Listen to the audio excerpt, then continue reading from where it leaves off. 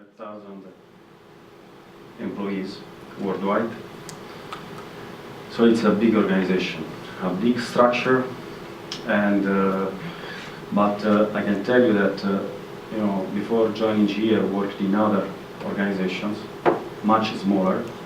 But I can tell you that in spite of our size and our structure, we are much more agile and quick than many other smaller organizations.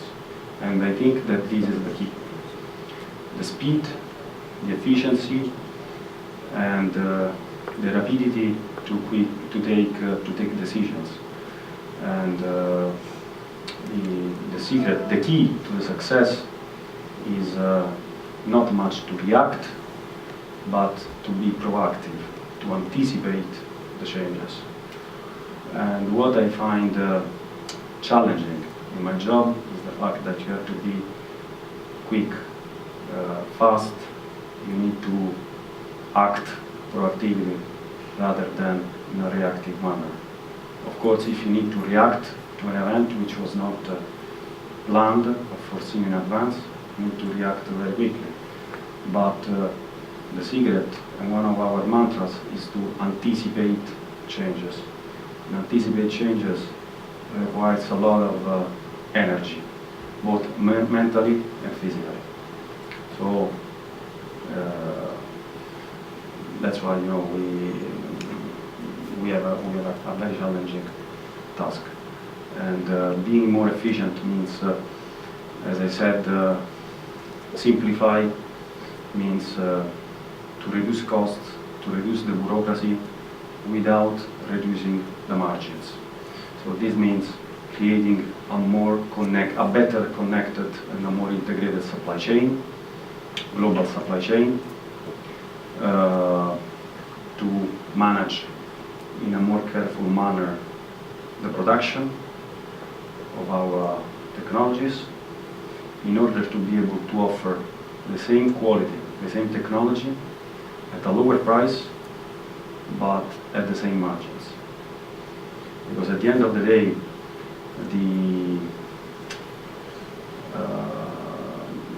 our ultimate goal is to serve all our stakeholders, but first and foremost our shareholders.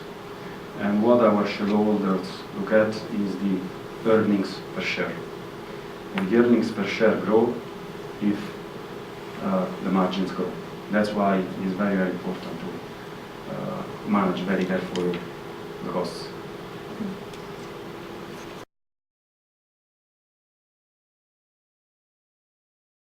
I told you what I do, what my role is in my specific business unit of GE.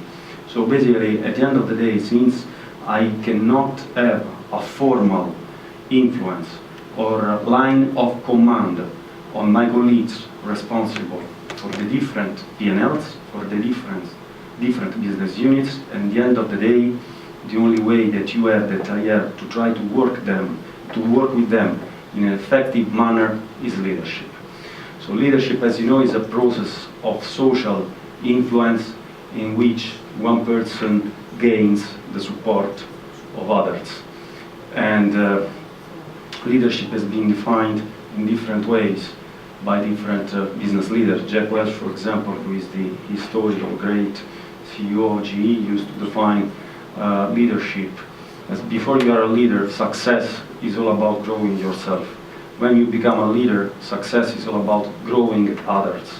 Jeff Immelt, who is the current CEO of GE, stated that when leaders come together in their business teams, they must execute better than ever. Focus on operational execution, organic investment, and anticipating change. We aim to develop new generation of leaders who will power the most competitive company in the world. Robert Kennedy, there are those who look at the things the way they are and ask why. I dream of things that never were and ask why not. The last one, Jim Rohn, the challenge of leadership is to be strong but not rude, be kind but not weak, be bold but not bully, be thoughtful but not lazy, be humble but not timid, be proud but not arrogant, have humor but without folly. So what do you think of these statements? Good.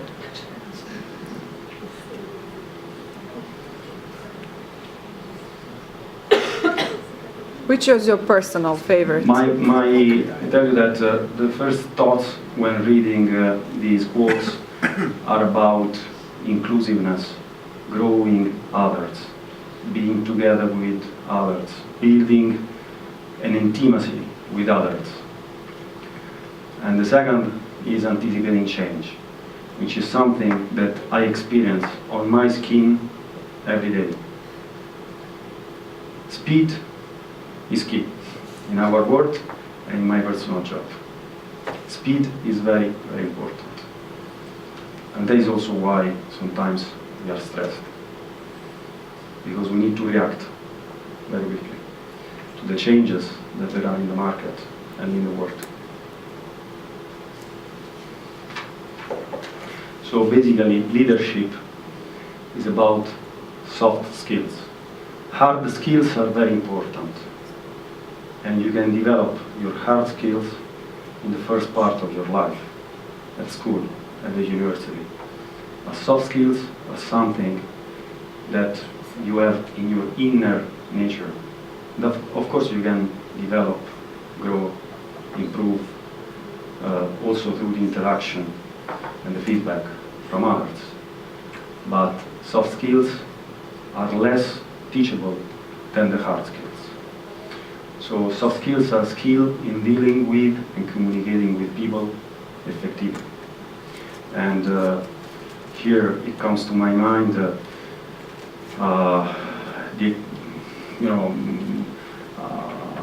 an exchange that I had during my sporting life.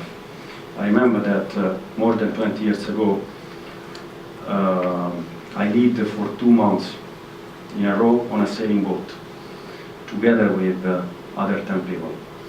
And so basically we shared everything for 24 hours a day for 2 months.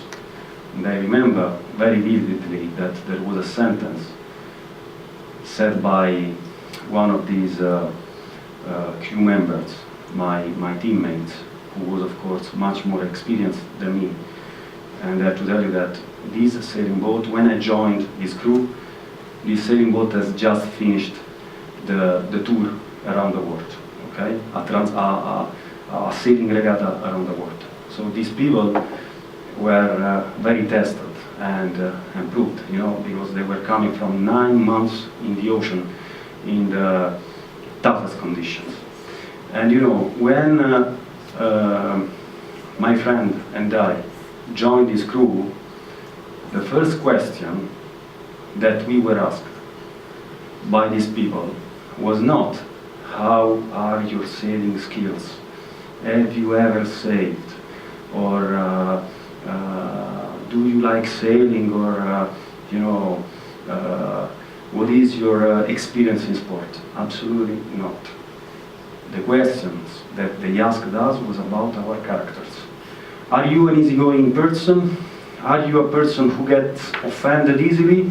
Can we easily live with you on the boat? Because here the space is very tight, very limited. So before your technical skills in sailing, what is important are your human skills, your character, your personality, your traits. This is what is important for us, because we can teach you other things. Your character is something that we cannot change. And when you live in a very compact environment, which can be a sailing boat, but can be also the office, when you spend 12 hours in the office, I can assure you that when I am, those few days that I spend 12 hours in the office, because the other days I'm traveling, this is true. I can assure you that this is true. You need to build a relationship of empathy with your colleagues, with your team, and soft skills are more important than hard skills. And I can tell you that when I do job interviews to people that I want to hire, the first thing that I look at is the character. Because I think that through appropriate training and experience, you can improve the skill set, the hard skill set of your team. But the soft skills are something that is much more difficult to change.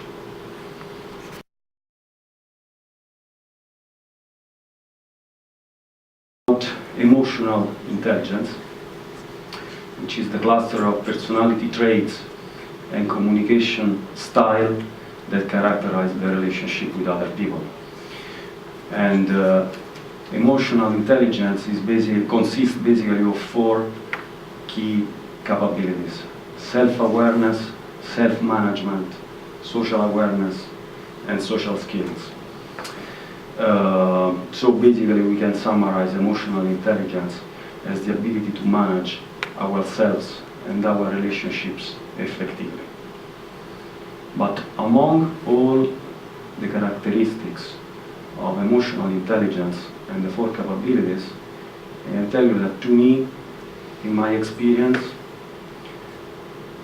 the ones that are most important in my job and in my life are adaptability. This is very important for my role in this diverse region. Being adaptable and flexible is very important. I need to be able to switch constantly from a legal issue to a financial issue to a pure business issue, but also adaptable in terms of dealing with people. Because of course I deal with people of many different nationalities.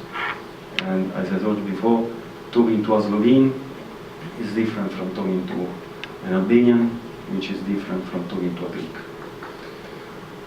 And another thing which to me is very important and which I try always to improve is developing others. When I happen to do some job interviews to people of my team, I always try to look beyond.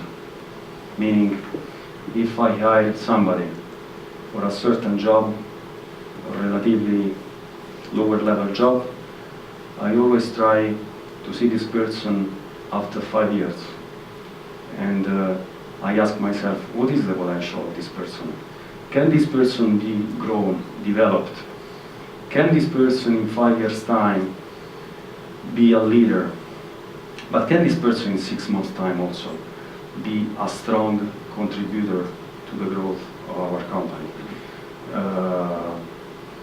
Because, you know, we live in a phase, in an era of efficiency and simplification. We need to be adaptable, flexible, and capable of undertaking multiple tasks. So every team member must be able to perform different types of works. So for this you need flexibility, adaptability, and readiness to work and to grow, to take on new challenges, and the commitment to study, to learn new things, to challenge yourself all the time.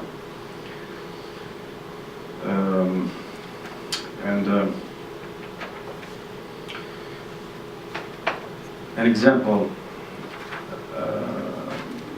that hit my attention. When I joined GE in 2007, it was one of the very first weeks that I was in GE. I went to a large meeting with external people, with students, and there was a GE leader who came from the United States, and he was giving a lecture, a presentation like the one that I'm doing now. And after the presentation, I had the opportunity to talk to him. And basically, what he told is, when you work, in whatever organization you work, what is important? Try always to make friends with your colleagues. I think this is very, very important. Try always to make friends with your colleagues. Because it is natural that there is competition, there are rivalries, but having a good working environment is crucial, is very important. Because when you wake up in the morning, if you think that you have enemies in your team, you are not going to live, or you are going to live in a hell. So that's why the best way to be effective and to be supported is to make friends with your colleagues. You have a question? Yes. I mean, all of these traits are important, and none of us are perfect, and I think all of us and many of our colleagues have to work on one of these or more. Is there one that you had to work on specifically? Not saying that you were weak, but something that you felt that your experience in G helped you move forward and helped you improve in the company? I have many weaknesses, and Pick one. Pick the worst one. Yeah. you know, I remember that when I joined GE, the first thing that they told me, since when, you know, I did the interview immediately afterwards, you know, the first time in my job, I went to the office, and my new boss took me to his office, and he told me, you know, he's in Italian, huh? But, you speak so much, you know, you don't manage to be succinct, you know, to say one thing instead of using 10 seconds, you are using 2 minutes. You know, and I can tell you that this is true. And this is very important, the effective way to communicate, and this is what I'm trying to teach to my colleagues and my team members as well. It is very important because, you know, we have all very limited time, very limited time. In fact, the poor Andrea, when she calls me, you know, I'm always rushing. And we have limited time, so we have to be very efficient in the way we communicate. So with our managers, we have to communicate in an effective and succinct way. With our team members and with our reports, maybe we can spend more time, but always for the sake of clarity when we need to give instructions. So I would say that communication is very, very important. And of course, you know, the relationships with the peers and other team members is also very, very important, because in a competitive environment, you know, we cannot hide that there is competition. There is competition, and people can be your allies, but can also be your enemies. So it is very important to build, you know, the right alliances, but to gain the respect of other colleagues, peers, team members. And as one top manager of GE told me recently, what you need to have is respect with a touch of fear. Respect with a touch of fear. Meaning that people who work with you, your peers, must have a touch of fear.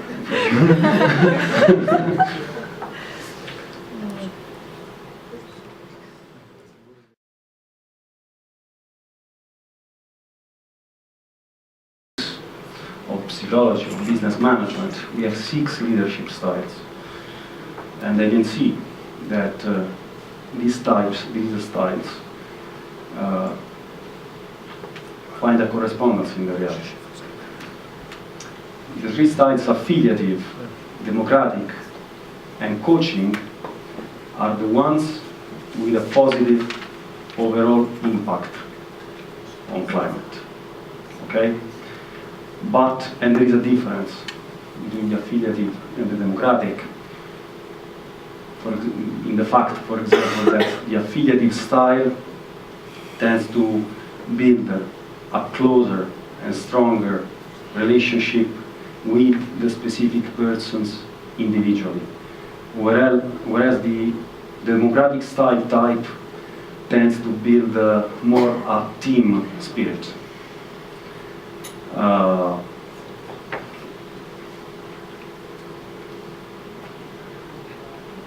The best style, of course, is the authoritative one, where authoritative is different from authoritarian.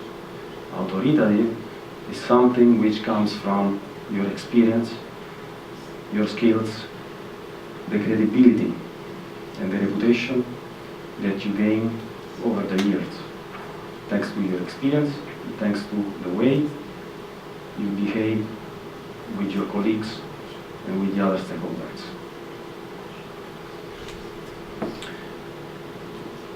The worst styles which have a negative impact on the climate are the coercive and the pace-setting styles. But in very exceptional circumstances, also these two styles are needed. When we are in situations which are war-type situations, where you are under incredible pressure and you need to deliver results in a very tight deadline, also these two styles can be useful, but in a very short period of time. You don't want to build an organization based on leaders which have these styles. And but also in cases of let's say war situation, even in cases of war situations, the coercive and pace setting styles may not work. And I can give you an example. 2 years ago I was in a training course of GE in the US, and we had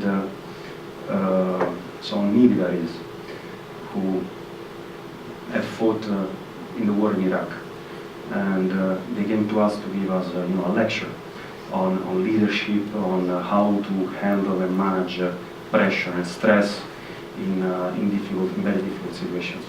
And I remember that one of these soldiers told us that, and he showed the pictures, that there was a situation when they hadn't slept for a few days in a row because some of their comrades had taken prisoners in Iraq, and they were trying to set free their friends, their comrades. So he said, even in those circumstances when we were under incredible pressure, the most effective leadership style was not the coercive and the pace-setting style. Our generals, our superiors, did not reflect those styles, but were authoritative. Meaning that they had the authority, the reputation, but at the same time they had a vision. They had a very clear way to communicate, to give the orders, but they were also able to inspire confidence and trust in the troop. And another example that I'd like to give you, a best sentence that you should give to your team members, to your reports, is not when you have to ask something, is don't address them by saying what you should do, but what do you think you should do to achieve that goal. And this is something that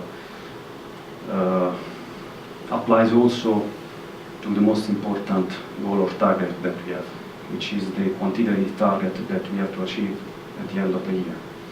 So to me, and this is based on my experience, when once my manager came to me and he told me, by the end of the year you have to make this number, full stop. It doesn't work. It doesn't work because, I could deny and question immediately the soundness of that number that was given to me. On the other hand, if he had opened a discussion, a conversation on that number to achieve by the end of the year, it would have been completely different. And this is the way it should be done.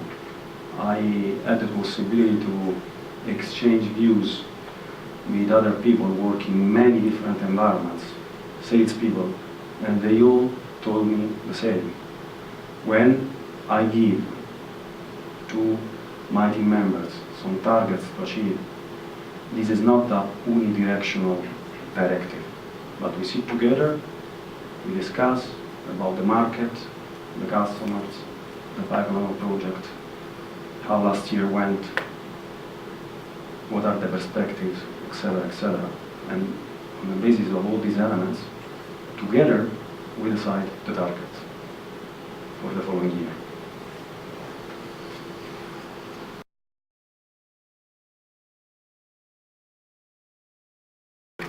An excellent manager, but not necessarily you are a leader. Being leader is something different. It's creating value. It's having a circle of influence versus having a circle of power. And here we come again to my role. Although I have very few people who report to me straight line, I have many people who report to me dotted line, and I have to try to exercise on them an influence as if I were their direct manager. And you can do that only if you demonstrate that you fight in the battlefield together with them. I can tell you that when I was given the title and the job of CEO of the region 2 years ago, I remember very well that initially I had to face, you know, I would say the reluctance, but the diffidence of my colleagues from the different businesses. But then, when they understood that I wake up at 5 in the morning like them, to travel and to go to meet with the customer, that I am proactive, I'm addressing them first, to ask them, what do you need, what can I do to help you achieve your targets, and being rewarded by your manager. How can I help you? And slowly, they all saw this, and now I'm starting reaping the benefits of this. And when your manager receives emails from your colleagues, unsolicited emails, when they say, you know, your guy Gaetano is working well, he's helping me a lot, this is something that gives you a deep boost to continue working and overcome the stress and the tiredness. Now, I'd like to show you a short video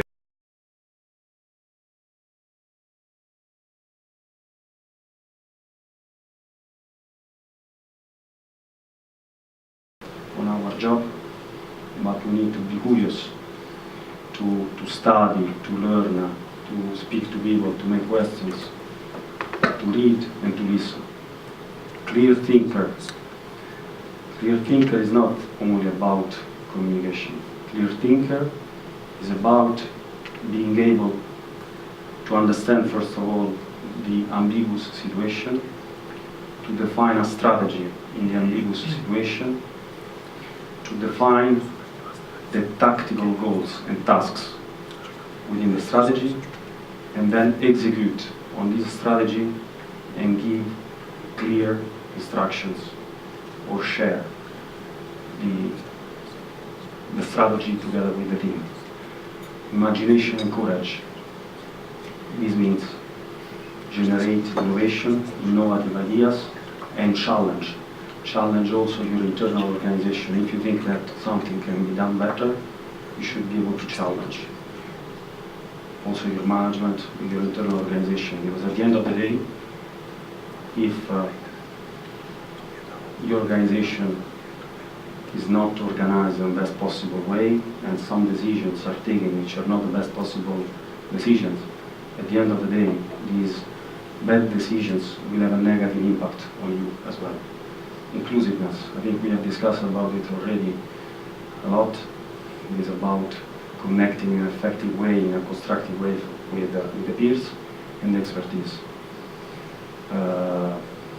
which is more about the hard skill set that each of us has and has to continuously develop and grow. Top reasons why people don't change. It takes longer than you think. It's more difficult than anticipated. You have other things to do. You get frustrated because rewards aren't what you expected. You declare victory too soon. You have to continue doing it for the rest of your life. So coming to the sport, this is exactly what sport taught me, for example. It takes persistence, willingness, determination, And that's why it takes 10 years to build a world-class athlete. You know, the DNA is important, but it's not sufficient. You need to train for years and years and years and years. And it's about determination at the end of the day. And here, I'd like to show you a few slides that I think we have to conclude on the difference between what are the characters, basically, or some examples that differentiate a leader from a manager. This is the normal life or product cycle. The good manager is the one who managed to live well, you know, along this trend, the normal life or product cycle. The leader, or the good entrepreneur, is the one who sees the business cycles and the life cycle this way. Usual, average mindset.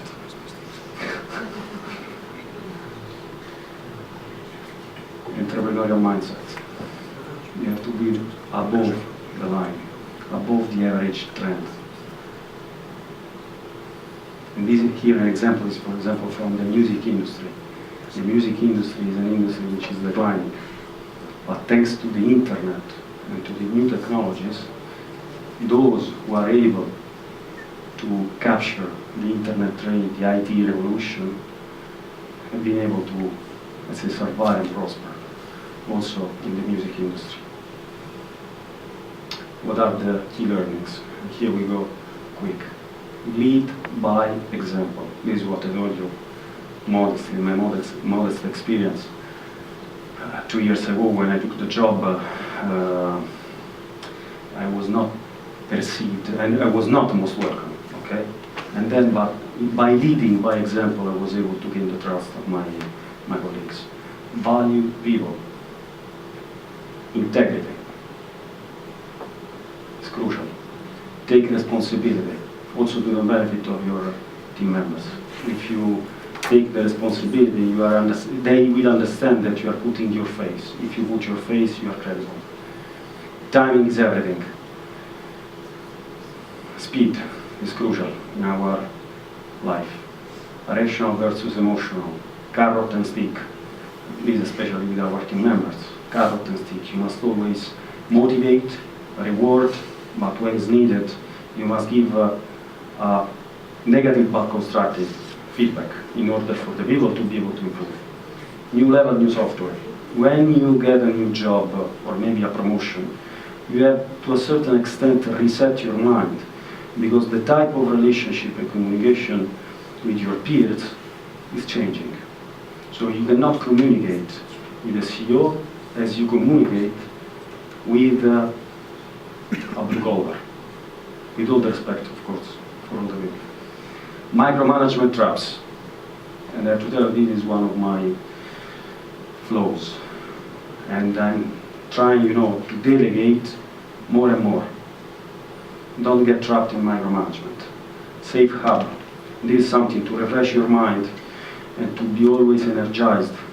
You need to have some islands of peace in your life, in your day.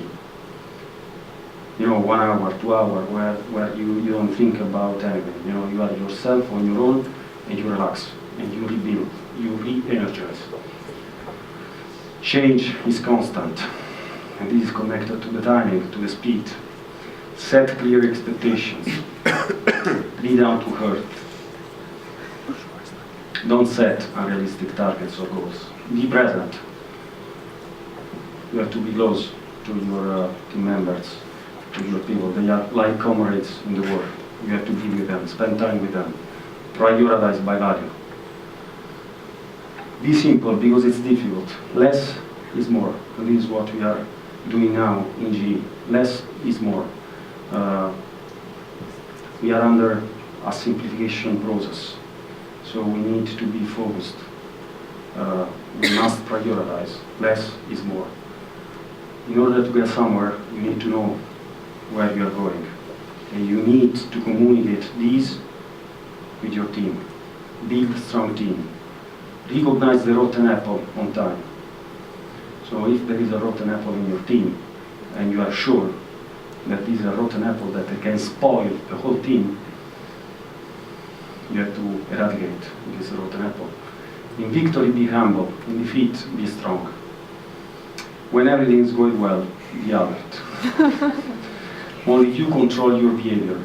Encourage different opinions, of course. Because if we would live in a North Korean system where there is only one head who thinks, you know, most likely if the ship is not going along the right route, you know, it's going to sink. That's why it's important to encourage different opinions. Diversity brings quality. Do not be half pregnant, meaning that don't be with 2 foot in 2 different spots. If you take a decision, pursue that decision. Step in someone else's shoes. Listen, think, digest, react. Take your time to think. For example, there are people who understand immediately the situation and can act immediately. I'm not this way. For example, you know, when I receive a phone call or an email which makes me upset, I am adopting a strategy. You know, I think, I relax, I sleep on it, and then the following day, I take action. And in most cases, the action I take the following day is different from the action I would have taken by reacting immediately. And it is better. Not to-do list. You know, we have the list of things to do, but there are a lot of things. Here we come to micromanagement, which are not necessary, or which make us waste a lot of time. Never stop learning, studying, listening, asking, and be yourself all the time. Of course, we don't have to act. We don't have to act. Because if we act, or if we play somebody else's role, we are not going to be successful. And each of us has a different character. And we must be proud of our characters, of our personality. It doesn't mean that it is better or worse than other people, but each of us has its own responsibilities, its own values, its own traits, and we must be proud of our traits, of our passions, of our lifestyle. You know, I like sport, you like sport, maybe she likes painting, maybe she likes traveling, you know, all is respectful. Whatever makes you happy. Yes. And I think we are finished.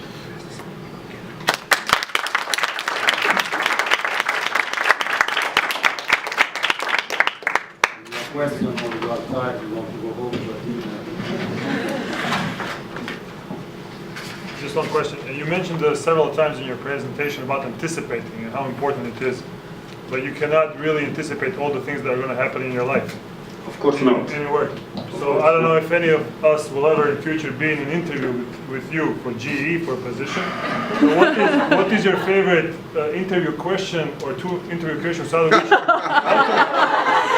which you try to judge a person's character? No, I can tell you what is anticipating in my experience. And something very, very easy. It's not something, you know, very, let's say, strategic, nor does this change the life.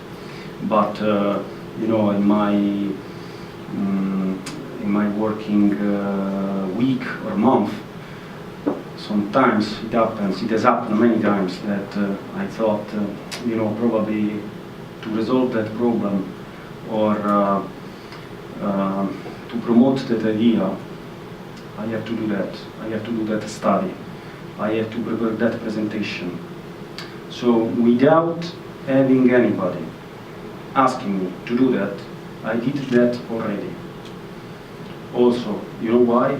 Because I thought, if they're going to ask me that, if my manager calls me And he tells me, do that next week. Next week I'm going to be crazy because I'm in that country, in that other country. I will not have time to do that. Now I have time to do that. So it's better to anticipate.